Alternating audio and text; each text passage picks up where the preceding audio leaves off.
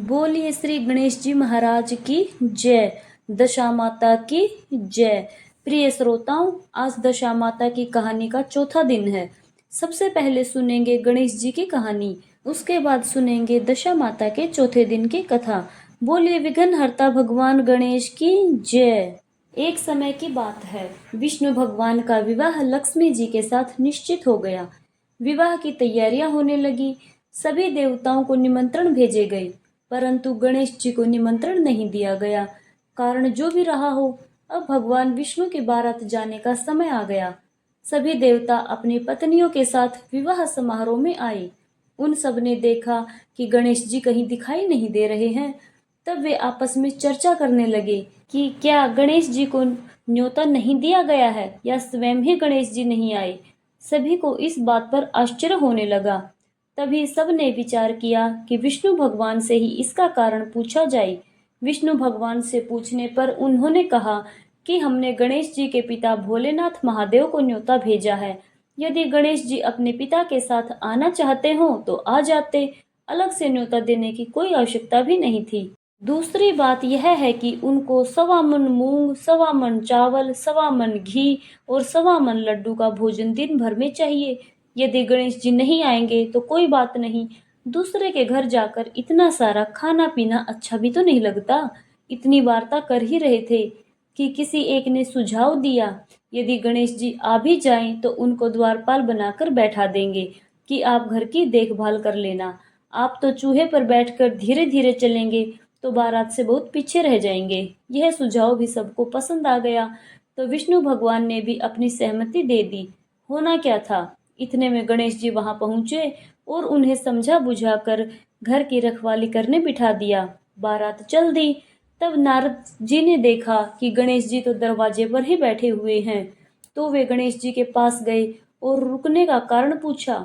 गणेश जी कहने लगे कि विष्णु भगवान ने मेरा बहुत अपमान किया है। नारद जी ने कहा कि आप अपनी मूषक सेना को आगे भेज दें, तो वह रास्ता खोद देगी, जिससे उनके वाहन धरती में धंस जाएंगे। तब आपको सम्मान पूर्वक बुलाना ही पड़ेगा।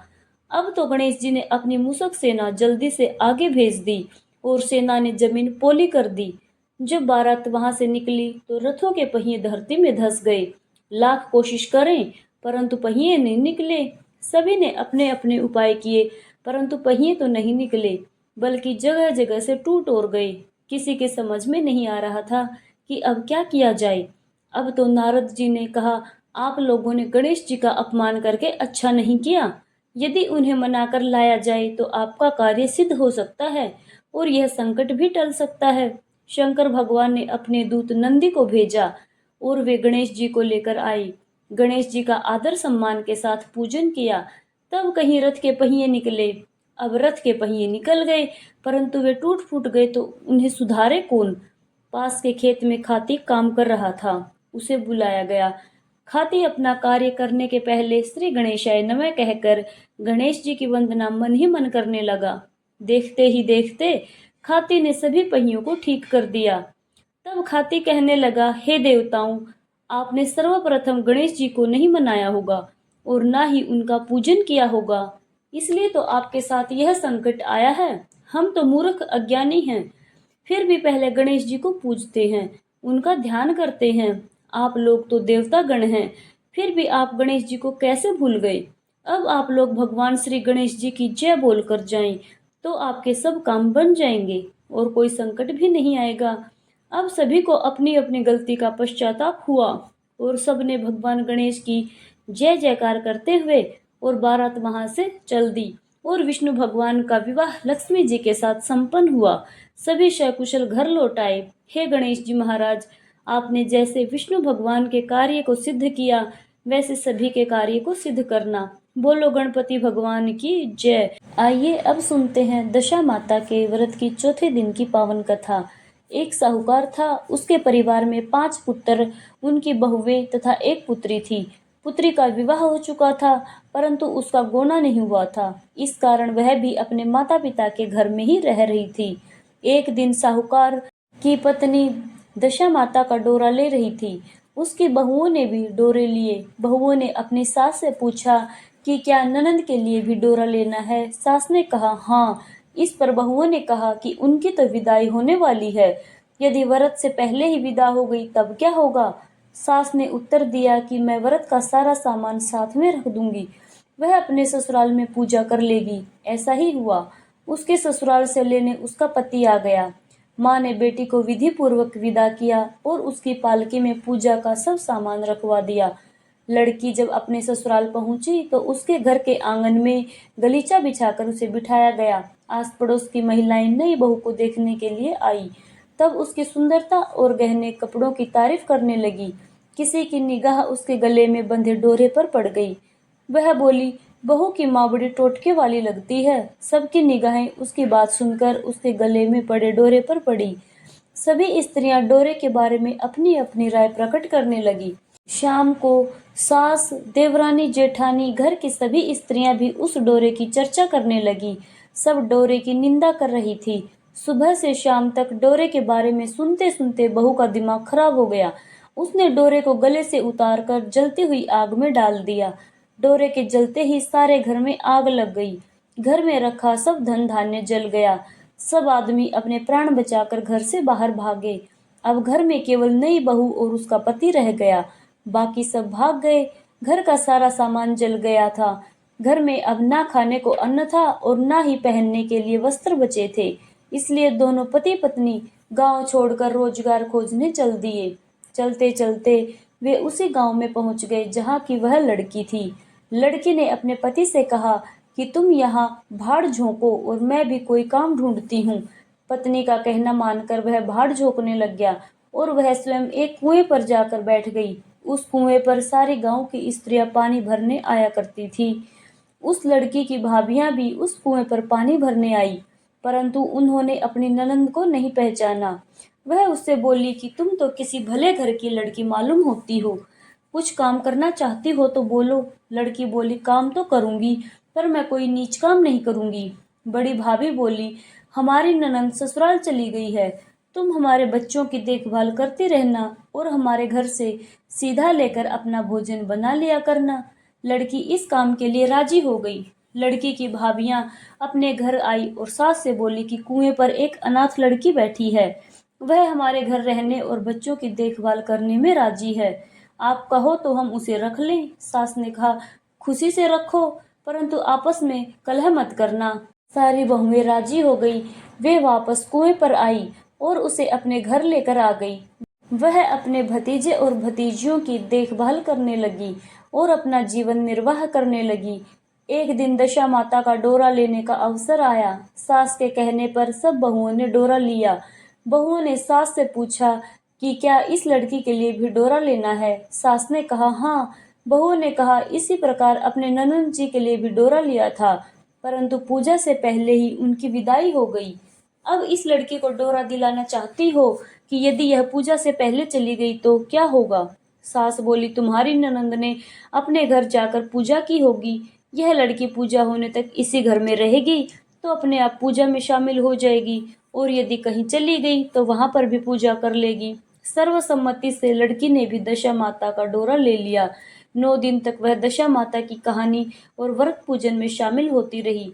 10वें दिन लड़की की माता व बहुओं ने सर से स्नान किया और घर में चौका लगाया तथा पूजन की तैयारी करने लगी। लड़की बहुओं से बोली, यदि कोई पुराना कपड़ा मिल जाए तो मैं भी स्नान कर लूं। बहुओं ने अपनी सास से पूछकर अपनी ननंद की साड़ी उस लड़की को दे दी। अपनी पुरानी साड़ी लेकर वह स्नान करने गई। उसने सर से स्नान करके साड़ी पहनी और घर आ गई। घर पर पूजा आरंभ हो गई। वह जैसे ही पूजा में आकर बैठी तो बहुओं ने कहा, यह तो हमारी ननंद जैसी लग रही है। इस पर सास ने नाराज होकर कहा, तुम्हारे मन में जो आता है बोलती रहती हो, पूजा के समय भी चुपचाप नहीं बैठा जाता। चुप रहो, मुझे कथा कह लेने दो, तुम्हारी बातों से कथा में विघ्न पड़ता है। वह चुप हो गई। घर की सब स्त्रियों ने पारण किया, लड़की ने भी पारण किया। इसके बाद स्त्रियां एक दूसरे का सर गूंथने लगी। एक ने लड़की का सर गूंथना शुरू किया। वह बोली कि जैसे गूंथ सिर में है वैसे ही गूंथ हमारी ननंद के सिर में भी थी। सास नाराज होकर बोली, तुम मेरी बेटी की तुलना ऐसे क्यों कर रही हो। सास ने बहू को तो डांट दिया, परंतु उसकी बात मन में घर कर गई। उसने लड़की से कहा कि आज रात मेरे पास सोना। रात को जब सब सो गई तब उसने लड़के से पूछा कि तुम्हारे पीहर में कभी कोई था? उसने जवाब दिया, मेरे 5 भाई और भाभियां थी और तुम जैसे माता पिता भी थे। उसने फिर पूछा कि क्या हुआ? लड़की बोली कि पीहर में मैंने दशा माता का डोरा लिया था। उसके पूजन से पहले ही ससुराल के लिए विदा हो गई। ससुराल में पहुंचकर मेरे गले में पड़े डोरे को देखकर वहां की स्त्रियां हंसी मजाक उड़ाने लगी। तब मैंने उस डोरे को आग में डाल दिया। उस डोरे के साथ घर जलकर भस्म हो गया। सब लोग भाग गए, हम दोनों भागकर इस गांव में आ गए। उसकी माँ ने पूछा कि तुम्हारा पति कहाँ है? लड़की ने कहा, वह भड़भुजे के यहाँ भाड़ झोंकता है। दशा माता के प्रकोप से हमारी यह हालत हो गई है। वह समझ गई कि यह लड़की कोई और नहीं बल्कि उसकी बेटी ही है। तब उसने अपने 5 बेटों को बुलाकर कहा कि यह तुम्हारी छोटी बहन ही है। सवेरा होते ही माता के कहने पर 5 भाई भड़भुजे के यहाँ से अपने बहनोई को लेकर आए। उन्होंने उसको स्नान कराया और अच्छे वस्त्र पहनने को दिए। वस्त्र पहनकर वह सुंदर साहूकार दिखाई देने लग गया। वह कुछ दिन ससुराल रहकर अपने घर चला गया। घर पहुंचकर उसने देखा कि सब लोग पहले की तरह ही सुखपूर्वक रह रहे हैं। इसके बाद वह अपने ससुराल आया और अपनी पत्नी को विदा कर घर ले गया। वह अपनी दशा पर विचार करती हुई जा रही थी। मार्ग में एक नदी पड़ी। उस नदी में स्नान करके अप्सराएं दशा माता का डोरा ले रही थी। उनके पास एक डोरा बच गया था। वह अप्सराएं बोली, यदि इस डोली में कोई उच्च वर्ग की स्त्री हो तो उसे यह डोरा दे दे। उन्होंने डोली के पास जाकर पता किया और वह डोरा उस लड़की को दे दिया। जब लड़की अपने ससुराल पहुंची तो सास थाल सजाए, ननंद कलश लिए और देवरानी जेठानी अन्य मांगलिक वस्तुएं लिए उनका स्वागत करने के लिए खड़ी थी। नेक दस्तूर हो जाने के बाद लड़की को आसन पर बिठाया गया। आसन पर बैठने के बाद लड़की ने कहा कि आप लोगों ने पहली बार दशा माता के डोरे के लिए अपशब्द कहे थे, जिसका फल यह हुआ, घर के सब लोग बिछड़ गए। तब घर का धन धान्य जलकर स्वाहा हो गया। बड़ी मुसीबतें उठाने के बाद अब अच्छे दिन आए हैं। आप लोग मेरी दशा माता के डोरे की निंदा गलती से भी मत करना। जब मेरा व्रत हो तब सब श्रद्धा पूर्वक पूजा करें। सब ने खुशी खुशी उसकी बात मान ली। 9 दिन तक व्रत चलता रहा। 10वें दिन विधि पूर्वक डोरे की पूजा की गई। 7 सुहागिनों को न्योता दिया गया। उनका श्रृंगार करके आंचल भरा गया। इस प्रकार दशा माता का पूजन समाप्त हुआ। जिस प्रकार दशा माता ने उस लड़की के दिन फेरे, वैसे ही सब पर दया करे। तो भक्तों, यह थी दशा माता की व्रत की चौथी कथा। मुझे उम्मीद है कि आपको यह कथा अवश्य ही पसंद आई होगी। यदि कथा पसंद आई हो तो वीडियो को लाइक करें, शेयर करें और चैनल को सब्सक्राइब जरूर करें। कमेंट में जरूर लिखें, जय दशा माता। माता दशा आपके जीवन की सब बाधाएं दूर करें और आपके घर में सुख समृद्धि रखें। फिर मिलेंगे अगली वीडियो में दशा माता व्रत की अगली कथा के साथ। जय श्री कृष्णा। राधे राधे।